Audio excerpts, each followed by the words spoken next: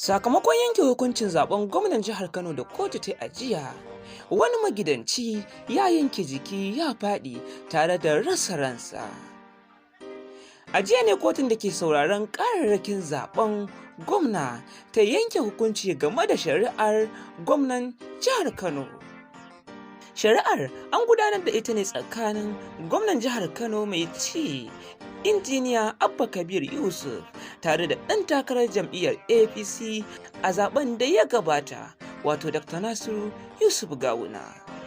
A jiya Laraba 20 ga watan Septemba, kotun ta ce Dr. Nasiru Yusuf Gawuna shine nan wanda ya nasarar zama gwamnan jihar Kano da fikon ƙuri'u 36,000.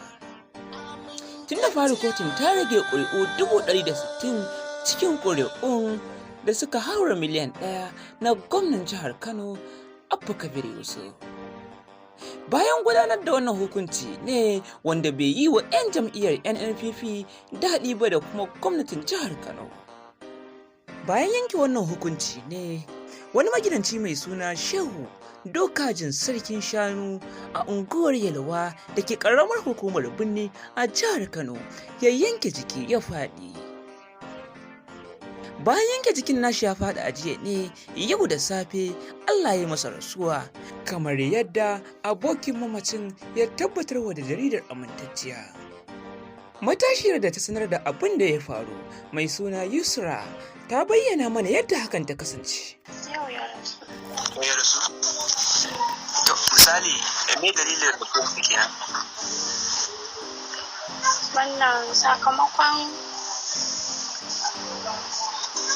zaben nan kotu da ta ɓaci zaben Abba ta ce Gawuna ne shine yanke jiki ya faɗi zuciyar shi ta buga.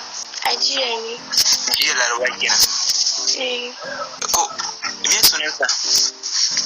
Sunan shi Shehu Dokajin Sarkin Shanu. A wace garin hukuma? A Kano yake a nan ƙaramar hukumar Birni Yola wajen gidan Madaki. Wannan dalilin ne yanke hukuncin zaben jihar Kano ne janyo masa wannan buga zuciyar kenan. Shi ne. Wanda kuma ya tafiya. Kika ce yanzu za a yi jana'izarsa? Yau ba karfe 9. Karfe 9? A nan Yola.